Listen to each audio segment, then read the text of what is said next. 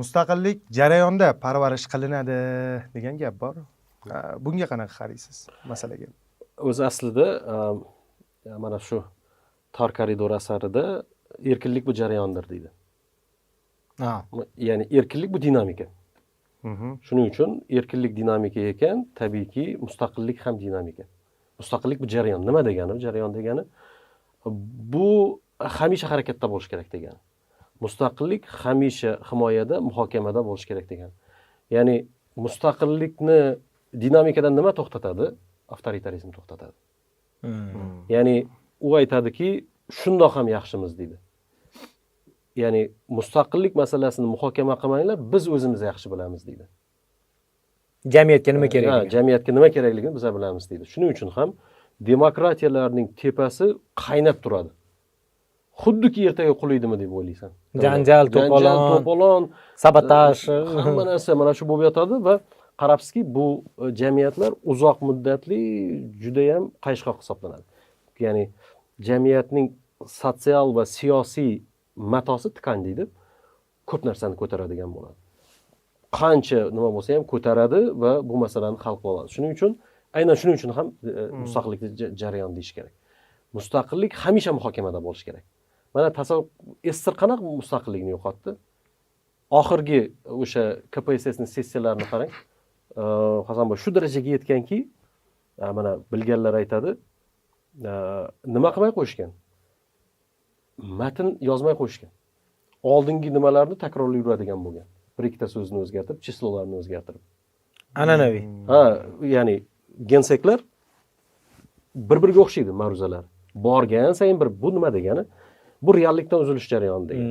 Nimaniki muhokama qilmaydigan bo'lsa, reallikdan uziladi. Yoki bo'lmasa Vatslav Havel aytadiki, tezisga bog'lanadi. Ya'ni jarayon haqiqatga bog'lanishi kerak edi. Diktatorning qo'lidagi tezisga bog'lanib qoladi. Diktator aytadiki, biz bugun bu yil 8% o'sdik deydi. Hamma masala shu 8% dan kelib chiqib hal qilinishni boshlaydi. Yoki bo'lmasa o'lchov bo'lib qoladi. O'lchov bo'lib qoladi. Ya'ni reallikdan, haqiqatdan uziladida tezisga bog'lanadi. Deylik, tezisda aytishi mumkin, biz bugun bu yil 6 million tonna paxta terdik deydi. Aslida 5 million ham yo'q. Lekin siz paxta bilan bog'liq sanoatni 6 milliondan boshlashga majbursiz. Chunki diktatorning qo'lidagi matnda 6 million deyilgan. Ma'lumot bo'yicha. Ana bu mustaqillikni yo'q qiladi. Shuning uchun jarayon degani bu haqiqatga bog'lanish degani.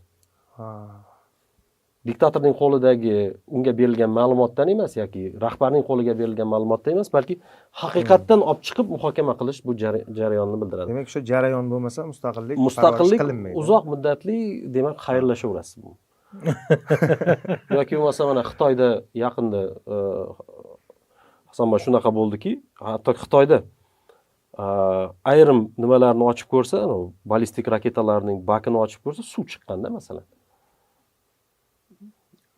Bo'ladi bunaqa narsalar. Yoki masalan tezisda boshqa narsa lekin. Tezisda boshqa narsa ketganda yoki bo'lmasa nimalar, sharpa shaharlari bor. Prizrk nima goroda deydi. Qurib tashlagan hech kim yashamaydi. Bizda ham Qoraqalpoqda bor-ku. Shunaqa joy. Yo'q, ular u bilan buni farqi bor. Yo'q, bular endi baland binolarni qurib tashlagan. Ha, tushunarli. U ishlatilgan infrastrukturasi bilan. Lekin u yerda odam yashamaydi. Xuddi shunaqa Esterda ham juda ham ko'p bo'lgan. Masalan, juda ko'p nimalarni boyagi avariyalarni, boshqa narsalarni yashirgan. Buxoroda bo'lgan o'sha gazlidami nimada bo'lgan gaz chiqib ketib 1 yil davomida yonib yotgan, o'sha paytda hech kim bilmagan uni. Yadro bombasini ham sinab ko'rgan deydi-ku. Shu bilan to'xtatganda, yerni o'sha biroz zilzila qilib to'xtatishgan. Shuning uchun yoki Qoraqalpog'istonda Aralskda laboratoriya bo'lgan deydi. Shu masalani aytmoqchiman. Yo'q, u boshqa masala. Lekin undan foydalanishgan edi, to'g'rimi? Undan foydalanishgan, lekin uni hech kim bilmagan. Masalan, shu yerga kerakmidi, kerak emasmidi degan narsa jarayonda bo'lmaganda, muhokama jarayonida bo'lmagan.